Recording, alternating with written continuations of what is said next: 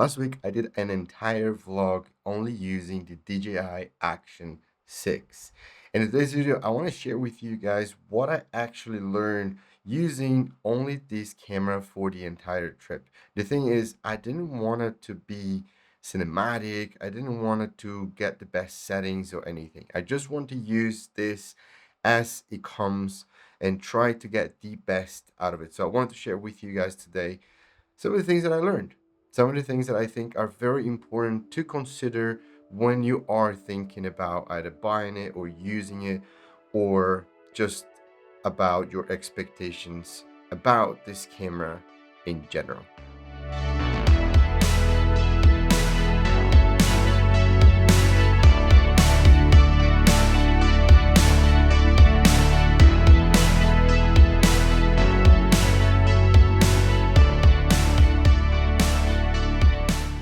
So before we dive into the things that I actually want to discuss with you, I wanted to just let you guys know a few things. First of all, I was not really looking to get the most cinematic or the best quality ever. I knew that choosing the DJI Action 6 to vlog on a hike all day long, I would need to have compromises, and I wanted to test it out, the camera in auto mode, because probably is the mode that most people will be using. So I wanted to see if that's any good and if it's usable for most case scenarios. So this is point number one. And point number two is that I did not want to have too much hassle while I was actually hiking, because I would not have any time. I wouldn't be able to set up and get all the cinematic points and shots that I wanted to have. So I wanted to see how the camera would handle on that specific scenario. And I think it handled pretty well, but there are many things that I would like to discuss with you guys, which I think are very important. Right, so to kick things off, shooting with the macro lens is very nice. It adds a ton of depth and it kind of takes you away from that actiony camera look, but it's very inconvenient every time that you need to do or shoot a B-roll footage, because you have to twist in here. I don't know if you guys can see. You have to twist this to change the focus. Otherwise, your B-roll is not going to look very good. And at the beginning, I was just shooting everything with the lens on and I completely forgot to change. And some of the B-roll shots were actually kind of bad because there was no much focus and just no sharpness. I mean, it was a whole nightmare. So it's very good, but it adds a lot of friction because you need to remember to switch all the time or taking it off and put the other one back on, which is really not convenient. And talking about convenient, shooting in auto mode is very convenient. I mean, it's really, really nice that you don't really need to set up everything for every single shot, but it does come with a price. If you really need high quality image, color, temperature, perfectly aligned in each and every shot that you are taking with the DJI Action 6, then the auto mode, it's not the way to go. You need to learn how to use manual settings, and for that, it will take a bit of time because you need more gadgets like an ND filter. You need to expose better, you need to select everything manually, and that takes a little bit of time.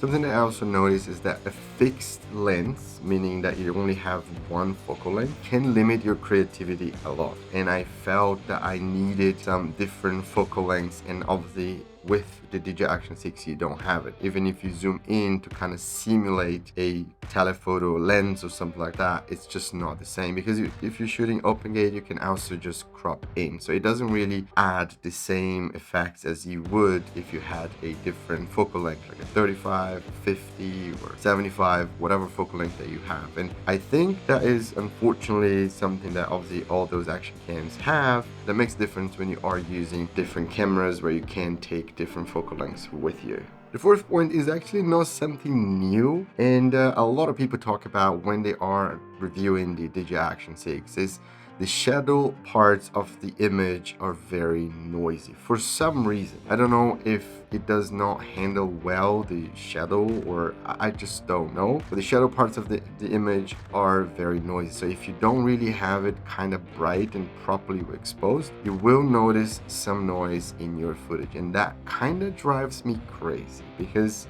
I just don't like it. And it kind of gives away that the image quality is not as high. So pay attention when you are exposing your videos, because you will have noise in the shadows. If you are used to use a professional camera like the Sony 7 IV or Sony 7 V, FX3, or any camera that I use, you know when you're recording, it's actually super easy to change your exposure, your aperture, your frame rate. Everything is pretty intuitive, and if you set the camera yourself, it's a lot easier. But for cameras like this, one of the things that I don't like when I'm using it is that every time I have to switch something, is touchscreen. So I have to go into the menu, I have to change it once or twice, and I have to be touchscreen dependent. And that is a little bit annoying because it is a hassle to change every time, especially if you have to keep changing it every time, let's say from 25 frames a second to 60 frames per second, or changing the aperture and everything is just a hassle. So bear that in mind when you're shooting it, because you will need to change it often. As I mentioned to you guys at the beginning, I only use the DJI Action 6 to film that vlog, and if you haven't watched it, just go back and watch the vlog because it's actually quite nice. But one of the things that I noticed when I was shooting with the DJI Action 6 is that to frame shots without the app, it's very difficult. If you have to put your camera down and try a different angle or just walk away from the camera, to frame it, it's completely difficult because, well, you cannot really see if you put the DJI Action 6 down. You have to use the app, otherwise the frame doesn't look good. So it is a bit of a hassle because you don't have any sort of tilted screen. So then you do rely on your phone with the Mimo app where you can actually do it. And if you are in a running gun situation and you don't have much time, you just rather set it up and that's it. It is a bit of an annoying thing to do. One of the things that I felt the most with this little camera was the convenience. How easy it was to shoot, how easy it was just to turn it around, film a B-roll, point back at me, talk again. I wasn't using any mics, so I was relying heavily on the internal mics, which actually turned out to be very good. But no matter how much you use this, physics will win. Like when you have a real camera with lenses and better dynamic range and just better quality overall, you notice the difference when shooting with the DJI Action 6. It's not a fair comparison because it is an action camera at the end of the day, but when you're looking at the quality that you would like to get or the quality that you would expect from something, you will naturally gravitate towards a bigger camera with lenses and way more power than this little camera. But they are not convenient, and this is very convenient because you just literally put it in your pocket or anything. I was just hiking and sometimes I had it on my backpack or in my pocket even, or sometimes I just hold it because it's just so light and you don't really feel it. So it's very convenient, very nice to use, but it comes with a price. And one last point that I would add when shooting with the DJI Action 6 or any action cam, to be honest, is that everything starts to look the same. At the beginning it's super nice and it's just different, you can get different angles and it's all super nice and cool. But at some point everything starts to look the same because, well, it is the same. All the angles, everything is the same. You cannot change it very much. And even if you do change to creative angles or things that are not necessarily just a point and shoot type of angle, at some point you also look the same. And that is one big disadvantage of cameras like this. But hey, I don't really want you guys to think that this video is just a rant against the DJI Action 6. I absolutely love to use it. Again, for its convenience, it was very easy. I was on a hike, meaning that I couldn't pay attention too much to the settings because, well, I had to pay attention to the place where I was walking, had my dog with me, and I really didn't have enough time to just stop every time, set up the camera, and try to do everything manually. That was not the idea to begin with, but I wanted to see how the camera actually handled the action without having to do it manually. And the auto mode is actually very good. Yes, you will have some variations because of lighting, because the camera is trying to just keep the best setting possible, and that is an issue. And if that is something important to you, you should definitely use a manual mode, meaning that you need more and understand more of the settings of the camera to get the best quality. But something I was also very impressed was that when I shot right at the end of the video and I was shooting in a perfect condition, like sunset. The lighting was pretty amazing. Quality of the camera just went super high. And obviously we all know that the best lighting is a sunset or sunrise. That's the best quality light you're gonna have. But I didn't expect to have much of a difference, and it actually did. So I really enjoyed shooting at a sunset because the image quality was really good. Very nice, soft, and flattering. So that's something to keep in mind if you want to get the best results, even in auto mode.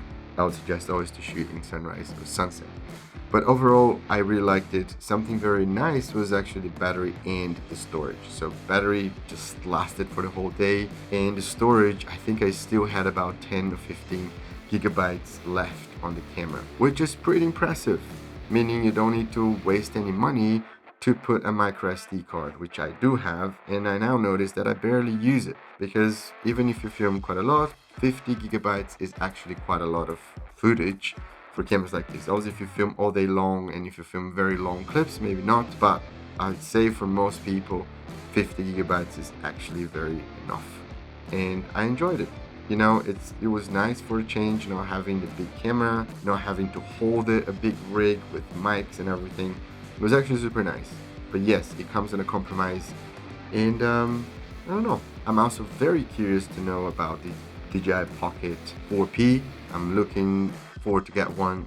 I don't know when it's going to be released, but that's going to be probably my next move. And obviously I'm going to do a little comparison. It doesn't really compare, but I want to see how does that look, how good it is, and yeah, I'm actually looking forward to it. Let me know in the comments, guys, if you do have any questions or things that you want to know about the DJI Osmo Pocket 4, because as soon as I get it, I will go down on it and start testing like crazy, because I think it's super cool. But I hope you enjoyed this video. I hope you liked it, learn something. Let me know what you think about the Action 6. Let me know what were your experience with the Action 6 and the things that maybe you would change, or the things that you didn't like it, or the things you liked it using it. Let me know in the comments. Thank you so much for watching, and I'll see you in the next one.